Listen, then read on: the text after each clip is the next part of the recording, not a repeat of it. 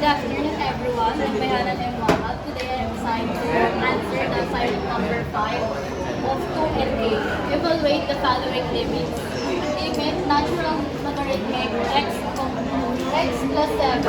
We will substitute the x, the negative 6. That will be natural logarithmic of negative 6 plus 7. The answer is positive 1.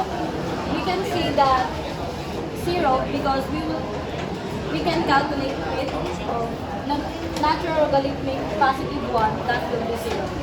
For number 8, limit of 5 logarithmic base 2 x minus 4, x approaches to 32. We will substitute the x to 32.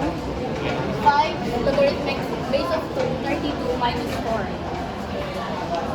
We will use the factorize the argument for 5 logarithmic to 2 raised to 5 minus 4. We will use law of logarithmic 5 times 5 minus 4. 25 minus 4 is equal to 21.